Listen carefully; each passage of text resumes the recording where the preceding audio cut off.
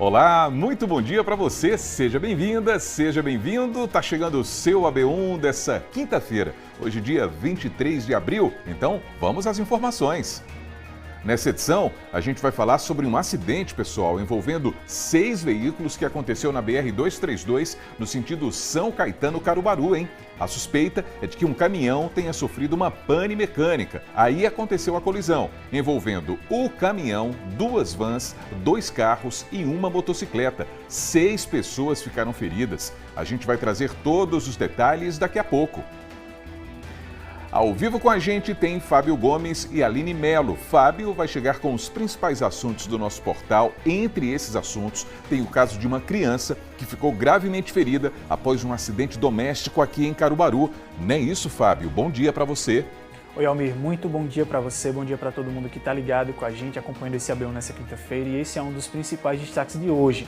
Essa criança de 1 ano e 10 meses, ela foi resgatada de helicóptero pela Polícia Rodoviária Federal e foi transportada aqui de Caruaru para o Recife, para o Hospital da Restauração. De acordo com os familiares, essa criança estava em casa e ela acabou indo até um móvel, um guarda-roupa, e no momento que ela tentou abrir a porta desse móvel, o guarda-roupa acabou caindo em cima dela. Ela sofreu ferimentos graves, ficou com traumatismo craniano e o estado de saúde dela é considerado grave. A gente conversou, inclusive, com a tia dessa criança e temos mais informações e daqui a pouquinho eu volto contando tudo isso, Almir. Ok, Fábio. A Aline vai trazer todos os detalhes sobre o pagamento da primeira parcela do 13º para aposentados e pensionistas do INSS. Olha aí que notícia boa. Bom dia para você, Aline. Oi, Almir, muito bom dia para você, para todo mundo que nos acompanha. Pois é, a estimativa é de que cerca de 35 milhões de beneficiários, entre aposentados e pensionistas, recebam a primeira parcela ainda nesse mês. Daqui a pouquinho a gente entende quem tem direito a esse 13º, como consultar o valor e principalmente o calendário de pagamento. Todo mundo quer saber quando esse dinheiro vai cair na conta. Daqui a pouquinho esses e outros detalhes para vocês, Almir. Ok, Aline e Fábio, até daqui a pouquinho. E nessa edição, a gente também vai trazer informações, olha só, sobre uma advogada que foi flagrada furtando celulares. Esse caso aconteceu no Recife e a loja divulgou essas imagens da câmera de segurança. O dono da loja disse que a advogada foi até lá para vender um aparelho e durante a negociação teria se interessado pela compra de um celular. Até que ela aproveitou o momento em que o vendedor foi falar com o gerente e colocou os aparelhos na bolsa e saiu do local. A gente vai trazer todos os detalhes aqui no AB1. Gessé Acioli e Joel Almeida também estão com a gente ao vivo. Gessé vai falar sobre o desabamento do teto de um frigorífico em Lagoa dos Gatos, aqui no Agreste. Infelizmente, uma pessoa morreu. Não é isso, Gessé?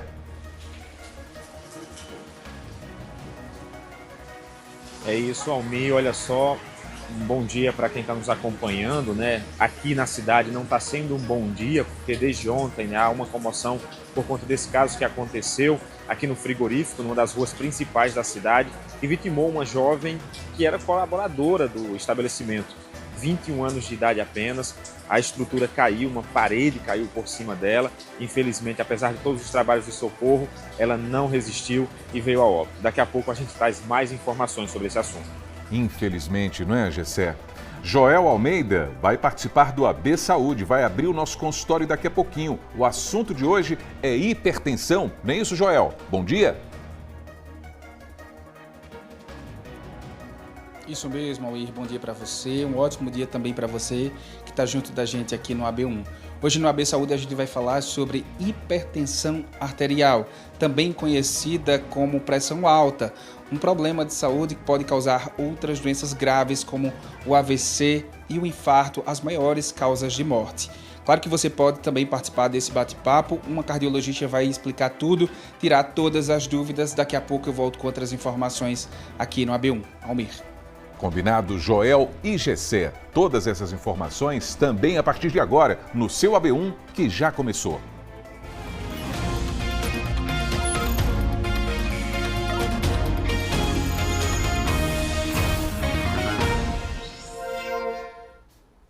Então vamos juntos na telinha da TV Asa Branca, pelo nosso portal, o G1 Caruaru e região, e pelo Globoplay também. A gente está junto aqui nessa edição que está começando. A gente lembra que tem o QR Code que leva você para o nosso aplicativo para acompanhar o AB1 ao vivo de graça pela internet. O QR Code está aí do lado.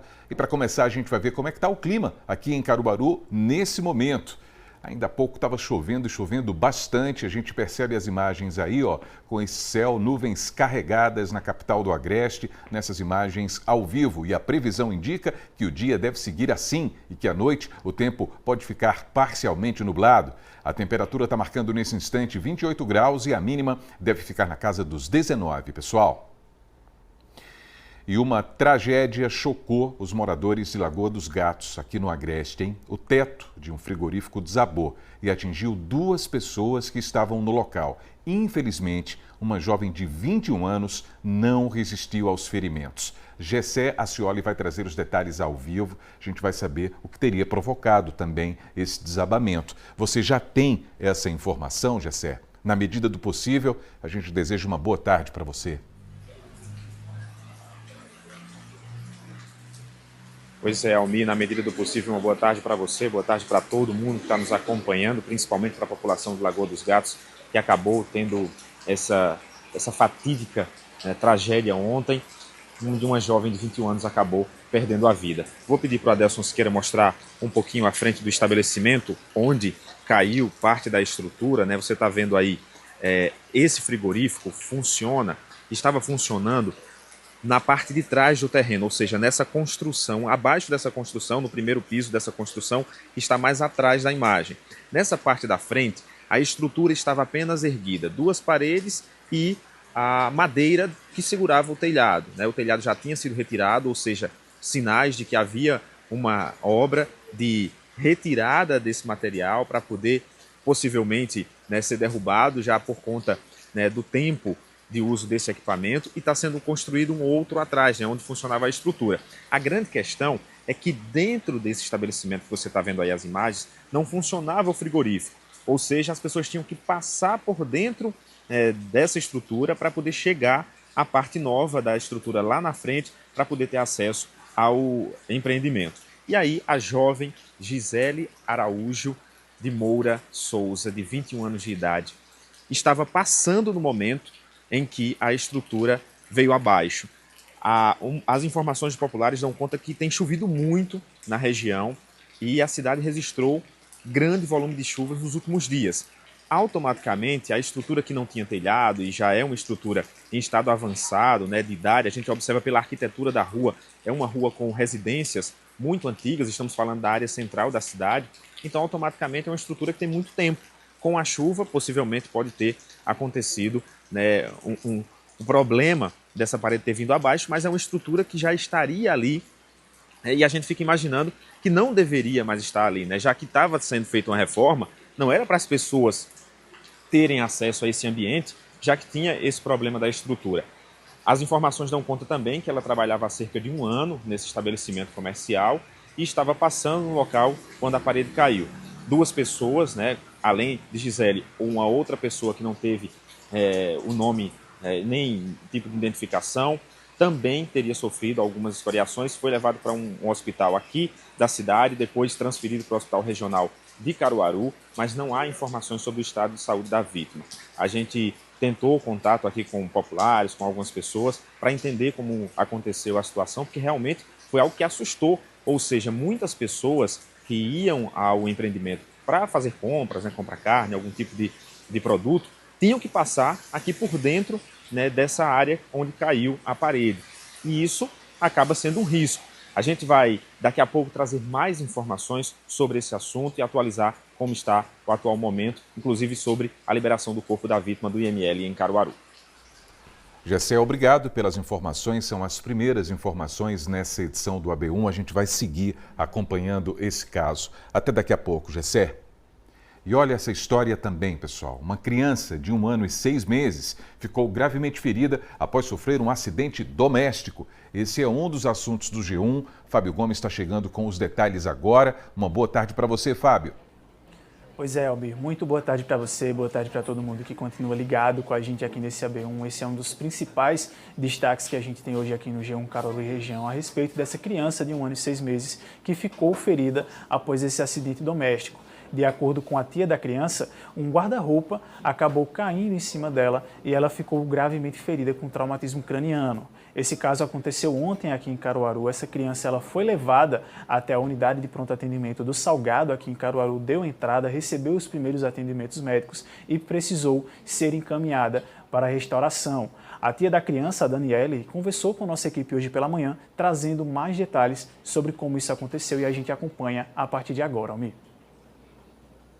Ontem Bernardo estava na minha casa, né? E aí tinha um móvel muito pesado, que nós ainda iríamos fazer a instalação e por um segundo de descuido, né, ele foi até esse móvel e abriu a porta onde o móvel veio a cair em cima dele. E o móvel é extremamente pesado. Inclusive, para colocar no lugar, foram 2 pessoas para arrastar, para conseguir colocar no lugar muito pesado. E caiu. E no momento que caiu, a gente já socorreu rapidamente, mas já vimos a gravidade da situação. Então, a gente socorreu rapidamente, levamos para a UPA do Salgado, onde ele foi atendido.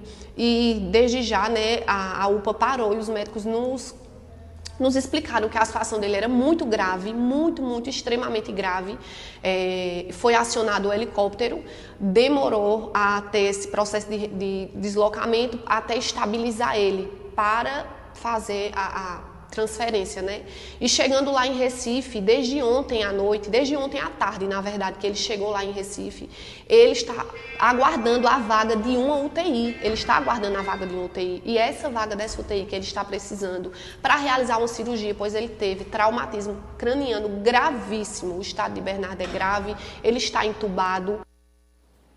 Pois é, como a gente acompanhou, né, no relato da tia, ela informou que o bebê, né, ele precisa passar por uma cirurgia. Nós conversamos com a equipe da Polícia Rodoviária Federal, eles informaram que o menino ele embarcou nesse helicóptero, né, em direção ao Recife na companhia do pai e de lá eles pousaram no Campo do Derby e uma viatura do SAMU encaminhou o Bernardo e o pai dele para o Hospital da Restauração. Nós também entramos em contato com o Hospital da Restauração para entender como é que está acontecendo esse tratamento da criança e a unidade informou que ele está entubado nesse momento, né? O estado de saúde dele é considerado grave, mas que no momento não há indicação de tratamento cirúrgico. Nós estamos atentos a esse caso, a gente segue monitorando aqui da redação o quadro de saúde do bebê e, claro, a gente deseja também uma rápida recuperação para o Bernardo, para que ele possa retornar para casa, né, Almir? Exatamente, Fábio. A gente torce pela recuperação da criança, sim, como a gente viu no depoimento da tia. Um segundo de desatenção, às vezes, pode mudar tudo, não é? São crianças, como a gente sabe. E a gente vai seguir acompanhando tudo, torcendo, sim, pela recuperação do pequeno Bernardo. Você ainda volta nessa edição com outras informações, com outras notícias também, não é, Fábio? Volto sim, Almir. Até já. Até já. E olha, pessoal, uma advogada foi flagrada furtando celulares em uma loja, hein? Isso aconteceu no Recife, ó. Imagens divulgadas pela loja mostram a mulher com alguns aparelhos sobre uma mesa. Em seguida, ela caminha pela loja, tá vendo aí, e vai até o local onde está a bolsa. Aí ela guarda os equipamentos e depois fica mexendo no próprio celular. Você está vendo o momento aí da bolsa? Está vendo o detalhe? De acordo com o dono da loja, a advogada foi até lá para vender um aparelho. E durante a negociação, teria se interessado pela compra de um celular. Aí o dono da loja disse ainda que a mulher aproveitou o momento em que o vendedor foi falar com o gerente para colocar os aparelhos na bolsa e depois saiu do local. A Polícia Civil está investigando esse caso. Agora é 12:04, vamos às demandas da comunidade. No bairro Maurício de Nassau, tem rua com problemas no esgotamento sanitário. Aí, a gente sabe, é aquela dor de cabeça para quem mora por lá. Veja. Um perigo na esquina e que se espalha por quase uma rua toda. Estou falando desse esgoto que transborda na rua José Vicente Lacerda, bairro Maurício de Nassau. A comunidade diz que há 2 meses chamaram a Compesa e a prefeitura, mas até agora ninguém veio. O problema vem tirando o sossego de quem mora por aqui. Para entrar em casa tá ruim porque fica passando esse esgoto com essa elevada fedentina e causando diversos transtornos. As crianças já não podem mais brincar na rua aqui. Até para jantar em casa tá difícil, porque você quando vai se alimentar, aí fica esse mau cheiro entrando na casa.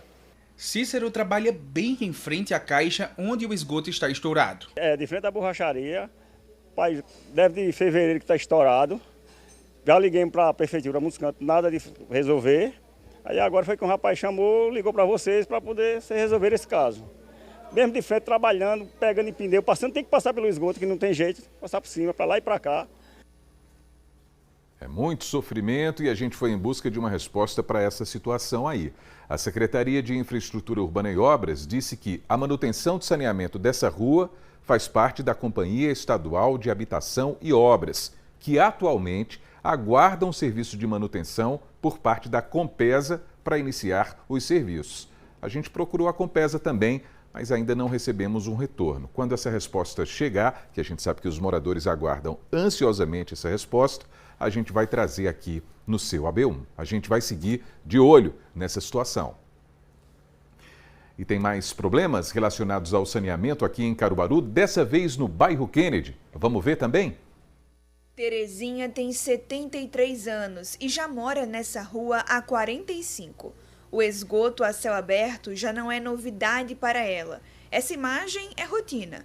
Todos os dias, ela tenta amenizar a água suja acumulada bem em frente à residência dela. Nós, moradores, né, que conseguem ver se tem um jeitinho de ir sobrevivendo, por conta do mau cheiro dentro de casa. O que foi que a senhora fez aqui? Limpei, mas o vizinho, para ver se tentamos aí ver se desentupir a caixa. Damiana tem 62 anos de idade e também mora na rua há bastante tempo, já há 40 anos. Ela conta que em dias de chuva, a situação da rua fica ainda pior. Porque isso aqui fica tudo cheio. Tudo cheio. Isso aqui fica de um lado ao outro. Não seca não, é de um lado para o outro assim, fica cheio. Até onde está o carro, o branco ali que eu já disse para você, vai até lá. Jéssica é moradora nova, está na rua há apenas 3 meses. Segundo ela, a situação piorou nos últimos 2 meses. Ela conta que a realidade dos moradores está muito difícil. Porque é basicamente 2 meses que esse esgoto está estourando aqui, inclusive afetando a nossa saúde, porque, como vocês podem ver, é em frente à minha residência.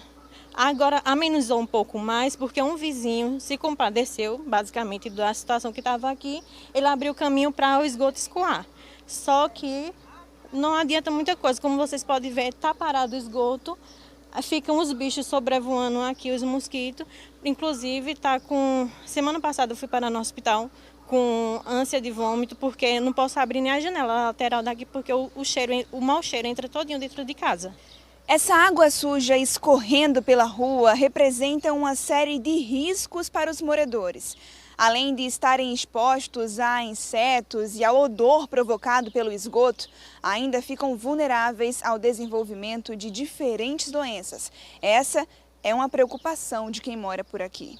A gente fica inalando esse cheiro de esgoto o dia todo, toda hora, e tem que ir tomando providências. Segundo os moradores, eles já tentaram acionar os órgãos competentes diversas vezes, mas nunca tiveram o problema resolvido. Não é impressionante, pessoal? Todos os dias a gente mostrando esses problemas relacionados à falta de esgotamento sanitário adequado.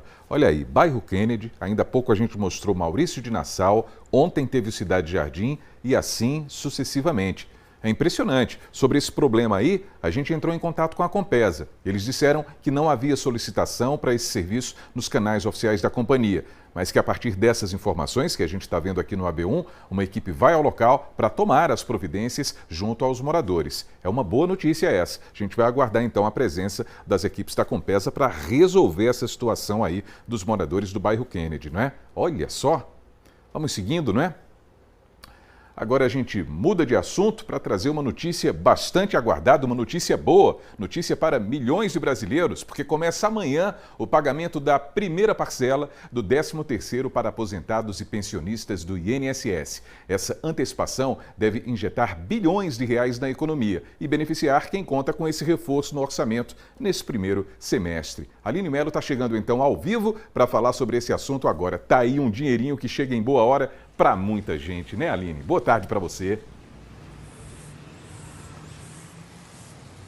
Exatamente, Almir. Muito boa tarde para você, para todo mundo que nos acompanha. A estimativa é de que cerca de 39 bilhões de reais sejam injetados na economia apenas nessa primeira parcela. Mas quem será que recebe agora? É isso que a gente confere com o professor Felipe Menezes, que está aqui para conversar com a gente. Professor, muito boa tarde para o senhor. Quem é que tem direito e vai ser beneficiado agora já nesse primeiro pagamento? Boa tarde, é um prazer falar com vocês. Bom, quem já recebeu a aposentadoria em 2026, né? Os pensionistas por morte, os beneficiários do auxílio reclusão, do salário maternidade e do auxílio por pensão por incapacidade, né? Aposentadoria por incapacidade permanente. Esses já vão receber, né? Então as datas aí estão previstas para o dia 24, né? Agora até o dia 8 de maio e do dia 25 de maio até o dia 8 de junho. Como é que os aposentados e pensionistas podem fazer para consultar e saber se vão ter direito ou não a esse 13º agora? Todos precisam baixar o aplicativo Meu INSS. Eles vão até a aba Extrato e na aba Extrato ele vai conseguir visualizar os próximos lançamentos. E nos próximos lançamentos você consegue verificar se estará na primeira leva, na primeira parcela ou na segunda parcela. Também é possível verificar o valor que vai ser depositado? Sim, é possível verificar o valor que vai entrar, né? E lembrando que essa antecipação não é para todo mundo, não é? É para essas categorias específicas, esses beneficiários específicos, para não ficar parecendo que é para todos os trabalhadores. Essa antecipação é para esses em específico. Aposentados e pensionistas. E infelizmente uma situação que acaba acontecendo é nesse momento, né, que todo mundo está querendo saber se vai receber, quando vai receber e quanto, acaba acontecendo muitos golpes. Quais são as orientações para que a população fique atenta e não caia em nenhum golpe? É bom lembrar o seguinte, quando há algum tipo de anúncio por parte do INSS, ele é feito por meio do próprio aplicativo. Então, o governo federal ele não vai mandar link para você, ele não vai mandar nenhum tipo de solicitação extra com benefícios astronômicos, coisas que a pessoa sempre deve desconfiar. Não é aquele velho ditado, quando a esmola é demais o santo desconfia, não é? Então a pessoa precisa ficar atenta, não passar os seus dados para terceiros, certo? E verificar sempre pessoalmente se você está falando com aquele parente, se você está falando com aquela pessoa que realmente, olha, é um servidor do INSS, qual é a sua credencial, qual é a sua matrícula, qual é a verificação, né? O INSS não entra em contato com a pessoa por telefone. Então, se isso ocorrer, certamente é golpe. Ok, muito obrigada, Felipe Menezes, professor e advogado. Daqui a pouquinho, Almir, a gente volta para entender outros assuntos com relação à aposentadoria. Orientações importantes do professor. Volto com você.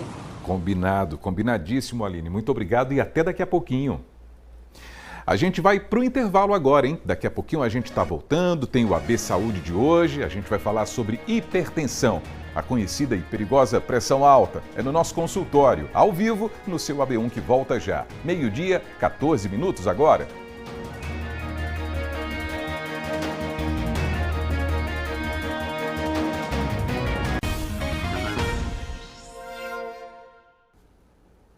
Estamos de volta com o seu AB1, 12h, 15 minutos, e a gente volta a falar sobre o desabamento do teto de um frigorífico em Lagoa dos Gatos. Infelizmente, uma pessoa morreu, uma jovem de 21 anos. Esse caso aconteceu ontem e Gessé Ascioli está desde cedo na cidade acompanhando tudo. A gente vai saber também, né, como é que está o clima de pesar lá em Lagoa dos Gatos. Hein, Gessé? Pois é, Almir, um clima de muito pesar, porque a jovem era muito conhecida, né, tinha muita facilidade de lidar com as pessoas, então o pessoal que passou por aqui hoje comentou bastante sobre esse bom contato, inclusive com os clientes, moradores aqui da área. A gente, inclusive, gravou com algumas pessoas, tanto pessoas que são próximas aqui, pessoas que conhecem a família. Vamos conferir. Grande fatalidade. Mas é que nem se diz, algum vacilo, a verdade é essa. Mas culpa nenhuma, ninguém pode condenar. Ele, eu acredito, fosse ele, preferia que fosse ele do que ela, o dono. O senhor conhecia ela? Demais, igual conheço ele. Pessoas excelentes, todos os dois lados, é coisa séria, entendeu? A esposa dele ficou de uma situação, não sei como ele se encontra hoje, mas quase morre também. Uma tristeza. demais, demais, demais. Estou chamando triste, é triste, é triste. Sabe o que é triste? Que eu perdi uma filha, estou sentindo que a mesma coisa que ela. Para uma mãe é uma dor muito grande. Uma dor muito grande. Esse é um pedaço do coração que a gente arranca. A minha também morreu de um acidente. Morar em Copiro morreu de um acidente. Essa é uma dor, sabe que é uma dor para uma mãe e para a família todinha. Que eu conheço a família todinha. Vamos pedir tudo da força de Deus, para ela recuperar e a família todinha recuperar.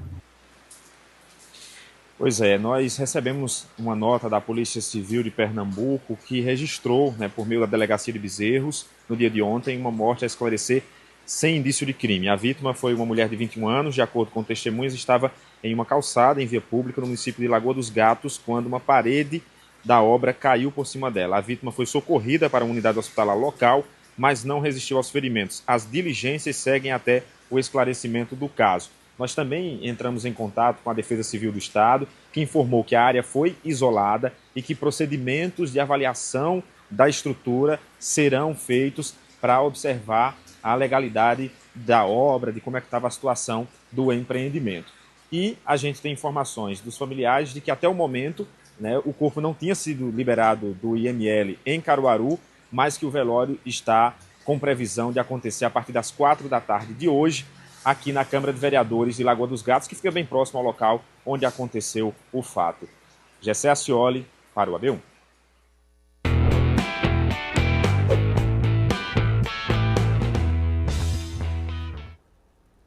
Então agora a gente abre o consultório do AB Saúde. O tema de hoje é pressão alta. Então Joel Almeida está chegando ao vivo para falar sobre hipertensão. Joel, boa tarde para você. Oi, Almir, boa tarde para você. Uma ótima tarde também para você que está junto da gente aqui no AB1.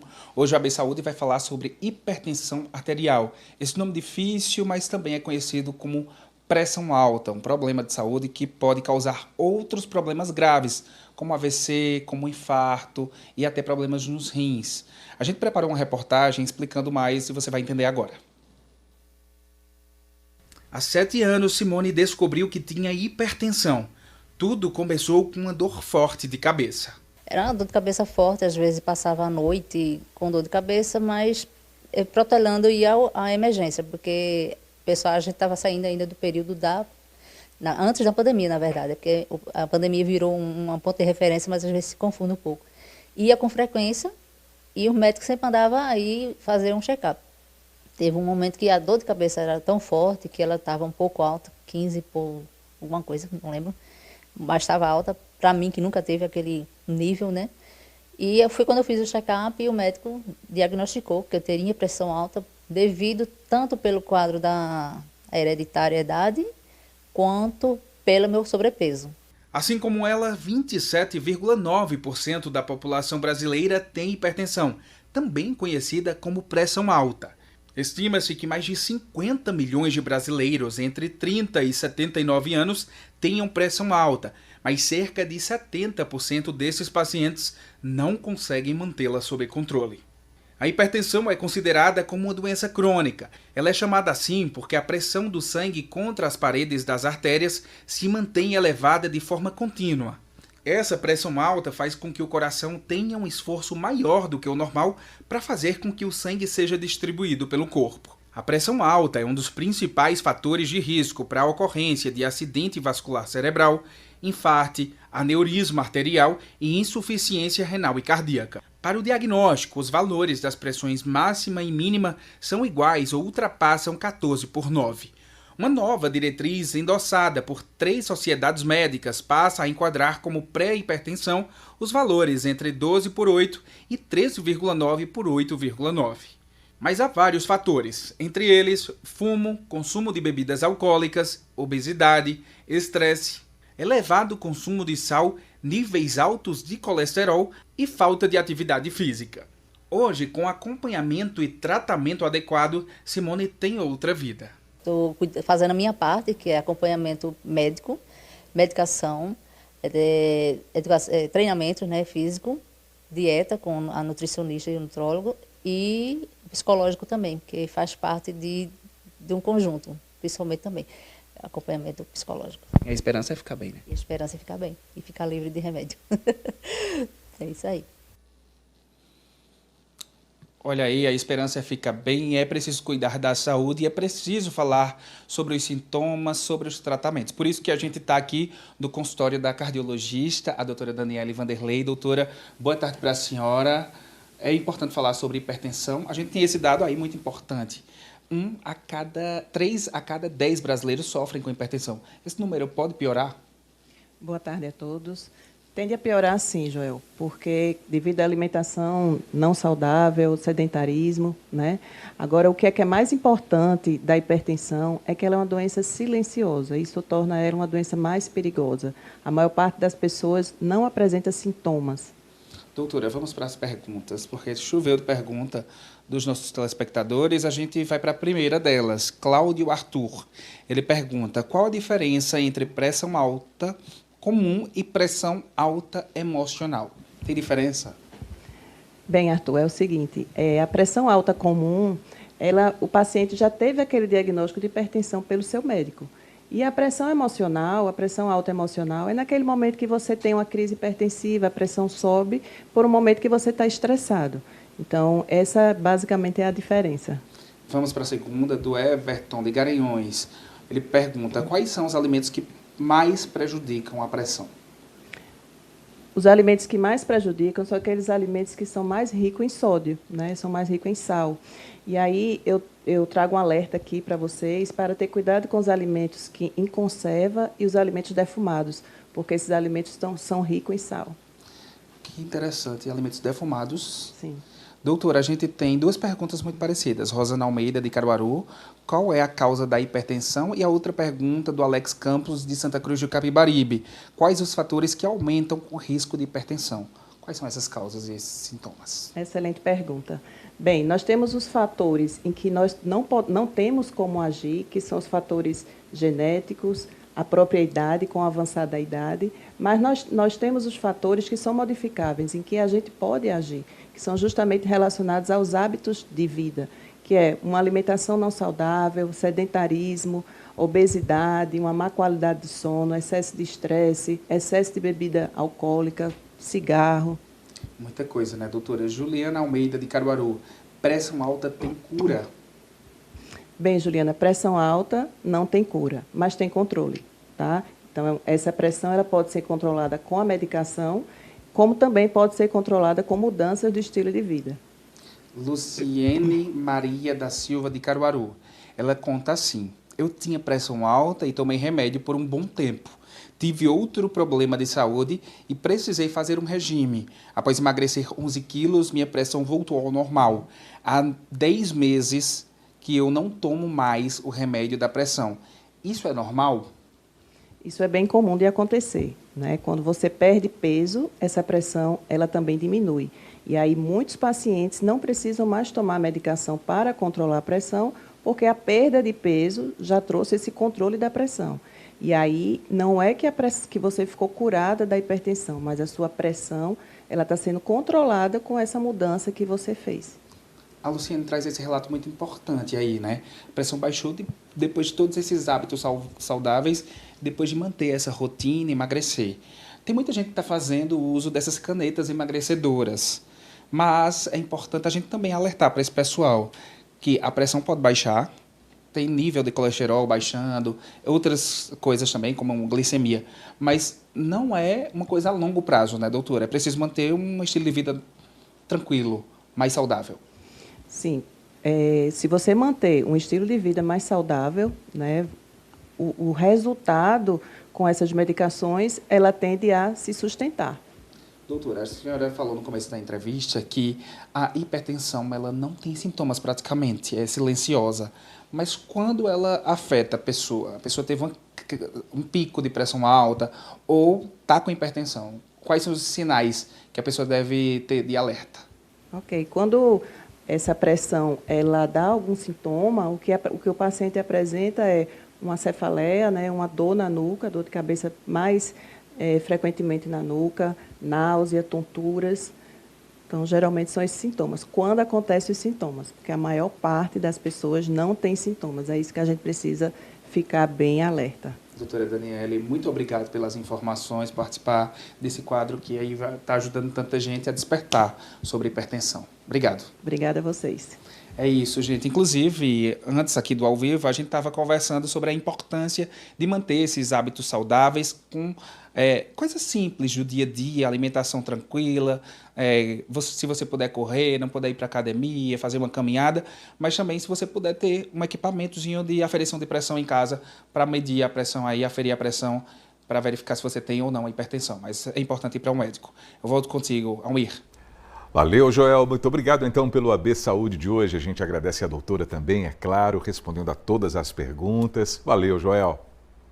Vamos seguindo, então, com o seu AB1. Como a gente sabe, a aposentadoria é um direito esperado por toda a vida. Mas com tantas mudanças nos últimos anos, muita gente fica perdida na hora de fazer as contas. Afinal, com qual idade é que o trabalhador pode dar entrada na aposentadoria, hein? Ou então, como é feito o cálculo para saber o valor que a gente vai receber mensalmente? A Aline Mello está voltando ao vivo e olha, tem muita gente que acaba recebendo menos do que deveria por falta de informação. Não é isso, Aline?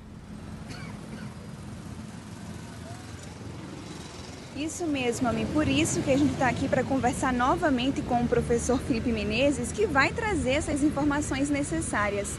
Professor, o mais básico, né? Como é que faz para saber se já pode se aposentar? Quais são os principais critérios hoje? São 3 critérios. Você tem que ver em que categoria você se acomoda, a idade e o tempo de contribuição.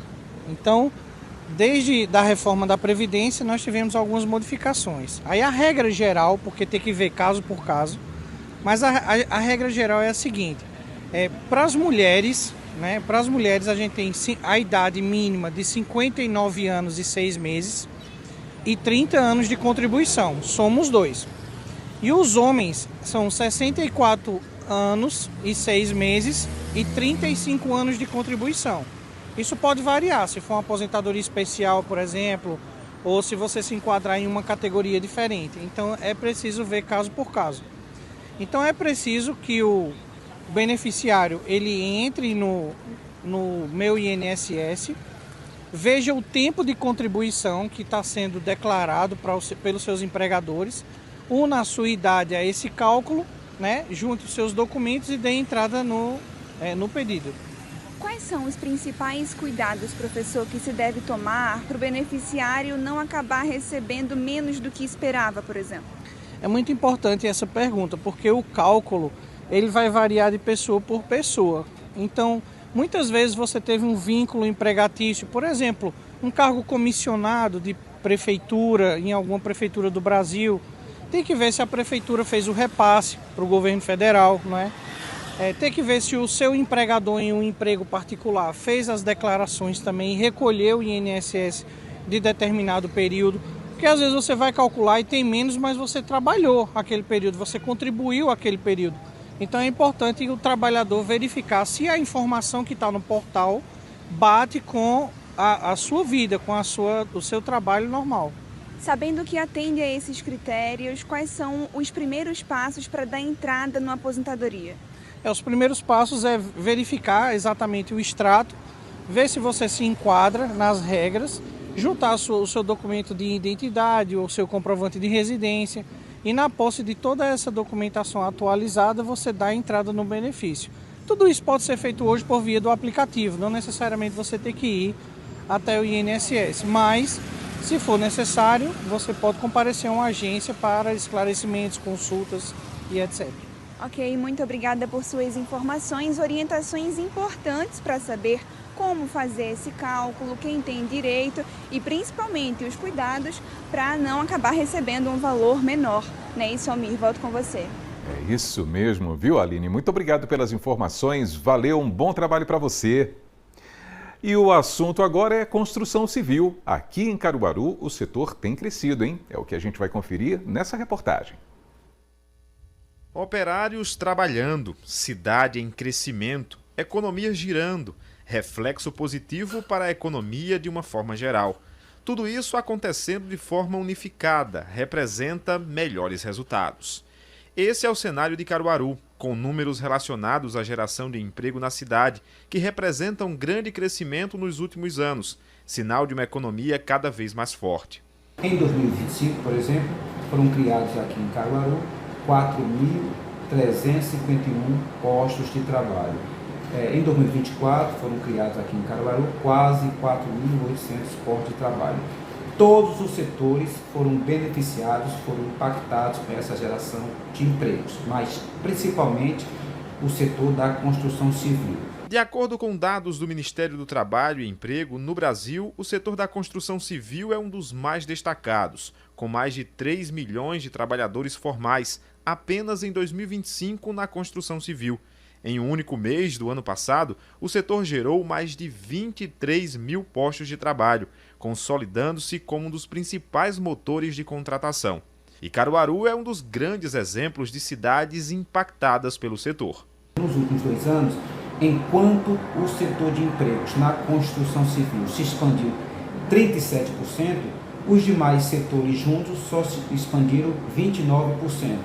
Esse ano, por exemplo, nos 2 primeiros meses do ano, a construção civil foi responsável pela geração de 325 novos postos de trabalho, representando um aumento de quase 100% em relação ao mesmo período do ano passado. Um crescimento que vem se consolidando anualmente. Na Secretaria de Desenvolvimento Econômico, conversamos com Jaime Anselmo, secretário do setor, para entender de que forma o município acompanha esse crescimento.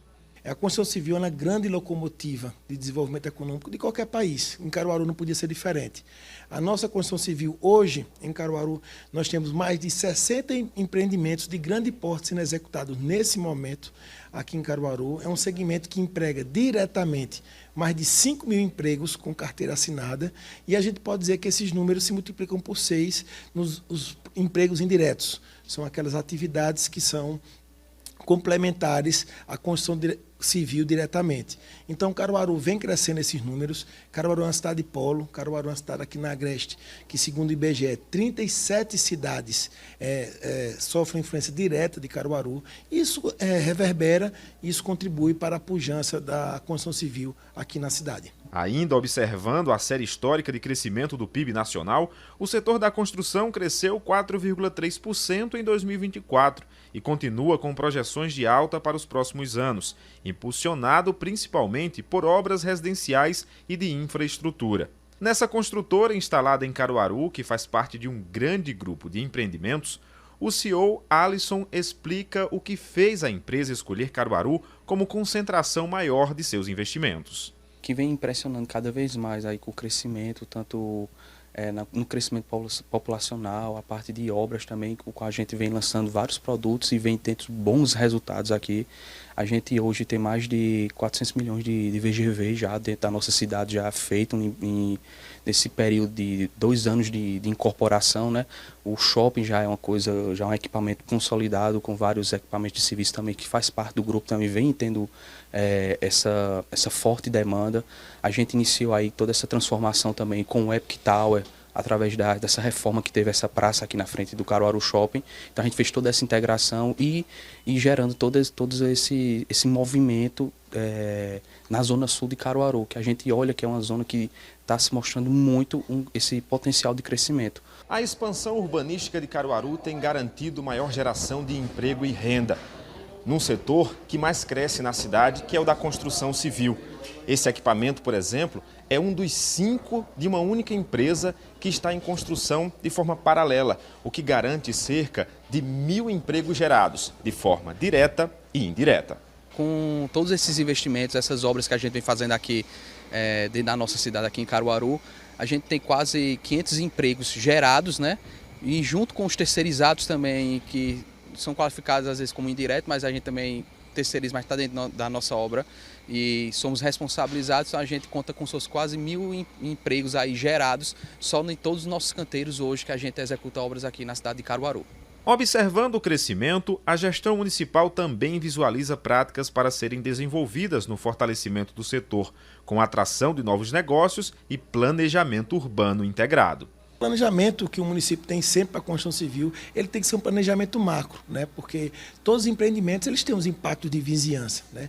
Mas em consequência também desse trabalho é que você favorece e melhora a qualidade de vida da população quando você segue um planejamento. Então ninguém faz nada só. Quando o poder público pensa junto com o setor privado, a gente colhe muito benefício para o município. O segmento de moradia popular é um dos mais fortes quando se trata da construção civil, principalmente quando avaliado a busca pela casa própria e os programas sociais. Entre 2023 e o final do ano passado, o programa Minha Casa Minha Vida contratou 2,1 milhões de unidades habitacionais e deve chegar a esse ano a 3 milhões de unidades. Atrelado a esse setor e visando equipamentos de alto padrão, é que as construtoras estão equilibrando a balança dos investimentos futuros. Além também da AWA, a gente também vai ter com a Core um lançamento aí de mais de 2.000 unidades de apartamento. Também isso com a Core, que é um mercado que vai atender todo esse mercado Minha Casa Minha Vida, junto com a AWA. Temos também investimentos no setor logístico, né? Vamos construir um condomínio logístico nas margens da 232, já está em fase de projeto e desenvolvimento. Em breve a gente terá um lançamento, mas não é para venda, é próprio para locação, para o grupo. Além do mais, também tudo que vai agora ancorar também esse ecossistema que a gente está criando aqui na Zona Sul, se chama também um bairro planejado com condomínio agregado dentro dele, que a gente está desenvolvendo esse projeto. E agora a gente vai para o intervalo. Daqui a pouquinho você vai ver que um acidente envolvendo 6 veículos deixou 6 pessoas feridas, hein? Foi na BR-232 entre Caruaru e São Caetano. A gente volta já, 12h, 38 minutos agora.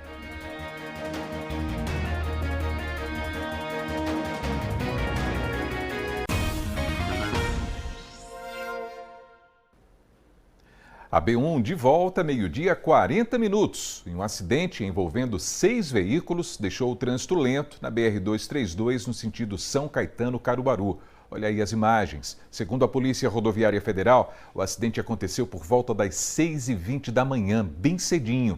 A suspeita é de que um caminhão tenha sofrido uma pane mecânica na faixa esquerda. Aí aconteceu a colisão envolvendo o caminhão, 2 vans, 2 carros e uma motocicleta. 6 pessoas ficaram feridas, hein? O motorista de uma das vans e o condutor da moto estão em estado grave. O motorista do caminhão não foi encontrado no local do acidente. Os outros condutores fizeram o teste do bafômetro. O resultado deu negativo para o consumo de álcool. E agora a gente vai voltar para a redação com o Fábio Gomes. Ele chega com outros destaques do G1, inclusive com informações sobre um show que deve movimentar o Alto do Moura hoje, né, Fábio? É isso mesmo, amigo. Mais uma vez, boa tarde para você, boa tarde para todo mundo que continua ligado com a gente aqui nesse AB1. A gente tem informações sobre esse show que tem essa promessa de movimentar o Alto do Moura hoje, porque os artistas Natan e Zé Vaqueiro vão fazer uma apresentação gratuita, aberta ao público hoje, lá no Alto do Moura, às 3h da tarde. Essas informações foram divulgadas hoje pela manhã pela organização desse evento e também pela produção dos artistas. Esse evento ele tem como objetivo promover um DVD, um novo álbum do cantor Natan, que se chama Paredão do Natan, e o público poderá conferir em primeira mão algumas músicas que fazem parte desse novo lançamento do artista. Esse evento ele é gratuito, aberto ao público, e ele vai acontecer no Centro de Atendimento ao Turista, que fica logo após o pórtico do Alto do Moura. Aqui no G1 a gente tem outras informações a respeito desse evento que podem ser conferidas acessando o nosso portal. E, inclusive, os 2 artistas também, eles já foram anunciados no São João de Caruaru 2026. A programação completa também pode ser conferida através da nossa página especial sobre a cobertura do São João de Caruaru, Almir. E por falar em São João, no G1 também tem informações sobre o São João de Surubim, não é isso, Fábio?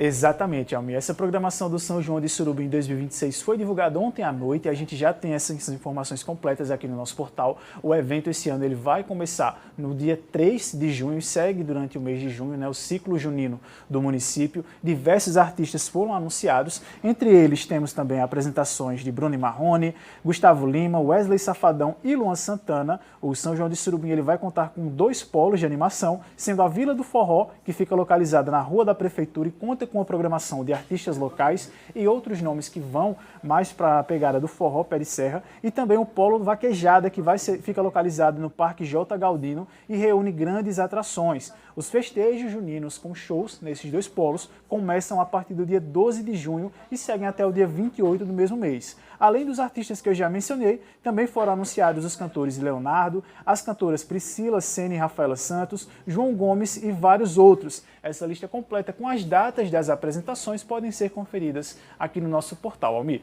Muito bem, Fábio. Muito obrigado, hein? Valeu pelos destaques de hoje. Bom trabalho para você e até amanhã. Valeu, Almir. Bom trabalho para você também. Uma excelente tarde para todo mundo que acompanha a gente e até amanhã. Muito obrigado, Fábio. E a gente vai seguindo, simbora para o AB Esporte, porque nesse fim de semana Central e Maguari entram em campo pela Série D do Campeonato Brasileiro e Matheus Antunes está com a gente e vai trazer curiosidades a respeito desse duelo. Né, Matheus? Boa tarde para você.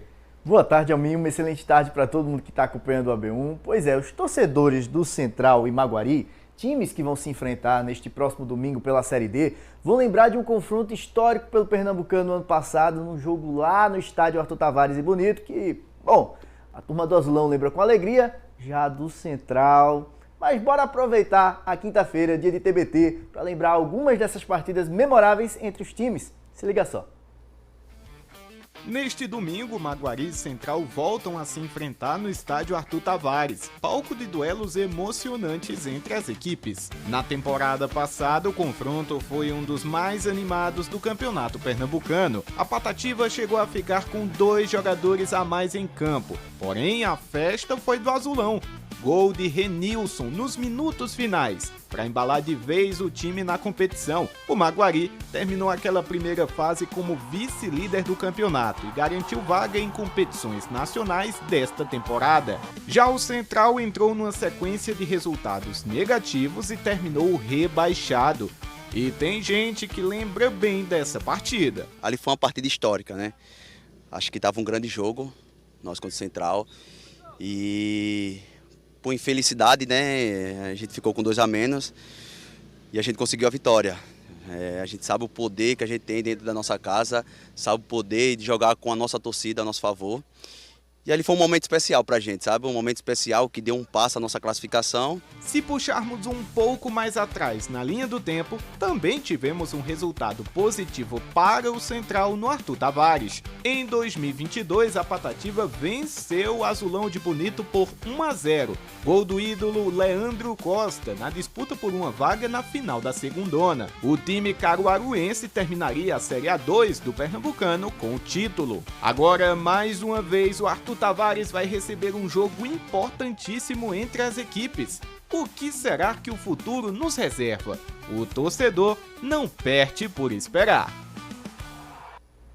É isso, a contagem já começa desde já, né? Para essa partidaça, para esse jogão, para esse encontro do Central com o Maguari, a Patativa jogando fora de casa. Muitos ingredientes para essa partida, né, Matheus? Exatamente, está todo mundo muito ansioso por essa partida, porque ontem a gente teve o resultado do ABC contra o América, o ABC venceu o América, então o Maguari segue líder do grupo A8 da competição, o Central, por conta da vitória do ABC, caiu uma posição, foi para 4º colocado e precisa voltar a vencer novamente para poder ultrapassar o ABC e quem sabe o América também na tabela. Ou seja, um confronto que vai ganhar contornos de fortes emoções. Vale lembrar que sempre foram duelos muito bem disputados entre Maguari e Central, Almir. Exatamente, Matheus. É isso. Pelo visto, novas emoções estão guardadas para esse fim de semana e tem informação importante também para quem vai acompanhar essa partida, não é isso, Matheus? Exatamente, Almir. Uma alteração confirmada no fim da tarde de ontem é que mexe na logística e também no planejamento de quem vai acompanhar a partida. Afinal, o horário do jogo foi alterado. Vamos conferir aqui na tela. Maguari Central ficou para as 3 horas da tarde. Anteriormente estava marcado para as 16, foi para as 15 horas no Arthur Tavares, confirmado pela diretoria do Maguari na tarde de ontem. Vou ficando por aqui, foi rapidinho, foi breve nossa conversa hoje, mas para mais informações o pessoal aí do outro lado da telinha pode estar conferindo nosso portal GE Caruaru e Região, QR Code na tela, aponta a câmera do celular que vai gerar um link. E aí você é só clicar que vai ser direcionado automaticamente para o nosso portal. Vou ficando por aqui, pessoal. Um cheiro para vocês e Almir, meu amigo. Até amanhã. Mateuzinho, aquele abraço para você, hein? Até amanhã. Ah, e amanhã tem o último AB1 nas escolas dessa temporada. Nós vamos até o Colégio Municipal Álvaro Lins, hein? Quantas gerações passaram por ali? A minha foi uma delas. Dá só uma olhada. Nesta sexta-feira, o AB1 nas escolas chega na última parada desta temporada. O destino? Vamos desembarcar na Escola em Tempo Integral Álvaro Lins. Você é nosso convidado para conhecer projetos que vêm mudando a vida de muitos pequenos. Você já sabe, é nesta sexta, às 11h45, é no seu AB1.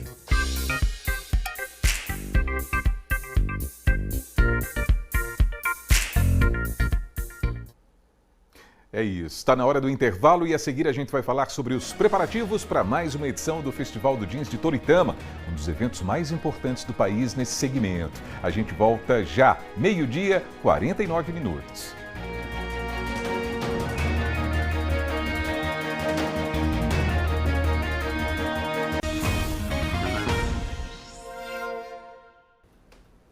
Estamos de volta com o seu AB1, 12h, 51 minutos, e a gente vai dar uma olhadinha no trânsito agora, a partir ali do bairro Maurício de Nassau. A gente está vendo aquele cruzamento sempre movimentado da Avenida Agamenon Magalhães com a Gonçalo Coelho. Muitos veículos em vários sentidos. Do lado esquerdo ali, os veículos que estão saindo do Maurício de Nassau rumo à Nova Caruaru, por exemplo, é um dos sentidos, não é? Esses veículos que vão aí pela Visconde de Inhaúma também, essa rua mais à direita, a gente vê bastante movimento por ali, até porque o bairro Maurício de Nassau é residencial, mas também tem muitos estabelecimentos comerciais, farmácias, edifícios empresariais, não é? Muitos consultórios também, hospitais, enfim. A gente vê sempre muito movimento nesse pedaço da cidade. Vamos dar uma olhadinha na previsão do tempo também. Em alguns municípios aqui da nossa região é sempre bom dar uma olhada. Aqui no Agreste tem Toritama, ó. Mínima de 20, máxima de 30 graus hoje. Joaquim Nabuco fica na Zona da Mata. Por lá, a mínima deve ser de 21 e a máxima de 28 graus. E Flores, no Sertão, aponta aí, ó. Mínima de 21, máxima de 30 graus no nosso querido sertão. E vamos seguindo porque já começaram os preparativos para mais uma edição do Abril para o Teatro, um festival muito bacana e que está com inscrições abertas. Então a gente vai voltar ao vivo com Joel Almeida para saber até quando é possível se inscrever para esse grande evento. Hein, Joel? Conte pra gente. Oi, Almir. Eu falo aqui do Teatro João Lira Filho, onde esse festival está sendo realizado. Começou ontem, vai até domingo, tem uma programação extensa, né? E esse ano, com gostinho especial, são 10 anos de festival. Inclusive, já tem gente se preparando. Essa criançada aí, ó, está se preparando para se apresentar daqui a pouquinho, às 3 horas da tarde. Vamos conversar sobre essa programação com o ator, diretor e coordenador do festival, o Rafael Amâncio, que está aqui conosco. Rafael, boa tarde para você. Queria que você explicasse para o pessoal de casa qual a programação, o que as pessoas podem esperar desse ano. Bom, esse ano o festival Abril para o Teatro, como você falou, faz 10 anos de história. E apesar das dificuldades, a gente não ter muito apoio aqui municipal, né, da prefeitura, da fundação, a gente segue com o festival com 10 anos de história e a gente está aqui com a mostra infantil, espetáculos estudantis e a mostra à noite dos espetáculos adultos. Então é uma semana de festival, as pessoas podem adquirir os ingressos tanto na bilheteria como na plataforma Simpla e a programação é isso, espetáculos infantis, manhã e tarde, né, e à noite os espetáculos adultos, né? E quem é que pode assistir? Tem ingresso ainda disponível? Isso, os ingressos vão ser disponibilizados tanto na bilheteria do teatro como na plataforma Simpla. Os espetáculos vêm de toda a região. Hoje à tarde a gente vai ter o espetáculo da cidade de Pombos, né, do grupo Geração Futuro, que está aqui ensaiando. À noite nós temos, representando a cidade de Caruaru, o Senarte, com Bom Dia, Comadre, uma comédia divertida. Amanhã nós temos o espetáculo pela manhã, a Dona Baratinha, o casamento da Dona Baratinha, à tarde o Mágico de Oz e à noite o nosso ator do Agente Secreto, Rubens Santos, vai estar aqui no Teatro João Lira Filho com um show, é só o começo, um stand-up comedy que é imperdível. E não custa? Os ingressos variam, né? Ingressos comercializados no valor de R$10 e R$20, No dia de Rubens aumenta um pouquinho o ingresso à noite e no sábado tem a programação ainda. Pela manhã, o espetáculo de Itabira, à tarde, espetáculos também infantil de Igaraçu. E é isso, a programação segue, é só acompanhar no site abrilparoteatro.wix/abrilparoteatro ou no Instagram, @abrilparoteatro. Muito obrigado pelas informações, Rafael. Amâncio, coordenador desse espetáculo, falou pra gente aí, passou aí esse convite para você que está aí em casa. Começou ontem, vai até domingo, tem uma programação extensa, inclusive para esses dias de folga no fim de semana. Almir. Que legal, né, Joel? Que legal. O teatro é sempre demais, né? Muito obrigado pelas informações, valeu. A gente agradece ao Rafael também, a criançada está ali nos seus últimos preparativos para a apresentação. É bom demais. A magia do teatro é importante demais. E olha, começa hoje e vai até o próximo domingo mais uma edição do Festival do Jeans de Toritama. E nós fomos conferir os preparativos finais para o evento. Acompanha com a gente. Estrutura montada às margens da BR-104 em Toritama. 5.000 metros quadrados de área. E para tudo ficar impecável, foi uma montagem sem pressa e com tempo disponível. O trabalho começou há um mês. E ainda tinha correria para 250 pessoas, de olho nos últimos detalhes em cada estande. E o som mais ouvido por aqui nas últimas semanas era este. Em 2026, empresários do setor têxtil, clientes e o público em geral poderão acompanhar a edição de número 24 do Festival do Jeans de Toritama. Aqui você vai encontrar várias empresas, tanto do ramo do jeans, quanto do ramo de malha, quanto do ramo de vestuário, para atender todo o público da cadeia têxtil, né? Quem ressalta o impacto na economia gerado pela realização do Festival do Jeans de Toritama é o secretário de Desenvolvimento Econômico do município, Robson Viana. É um evento que vem crescendo a cada ano e já se consolidou como uma vitrine da Feira do Jeans aqui no nosso município. Toritama é um município extremamente importante para a moda e vestuário no segmento do jeans, representando aí mais de 10% do jeans a nível Brasil. Então é o momento de fato mostrar o que temos aqui em Toritama para potencializar ainda mais as vendas e aquecer ainda mais a economia dentro desse segmento. A partir da realização de mais um festival, Toritama demonstra para o Brasil que não quer ser só uma mera referência. Pelo contrário, a ideia é mostrar para o país inteiro protagonismo, lançando moda.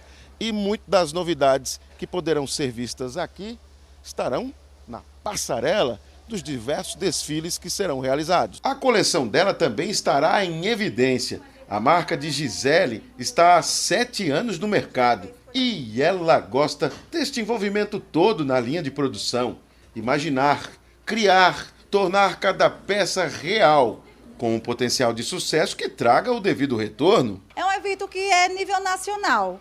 O Festival do Jeans é uma vitrine onde a gente expõe nossas coleções e tem a oportunidade que não só as pessoas que estão assistindo aqui ao vivo, como também quem está em casa tem a possibilidade de assistir através das nossas lives.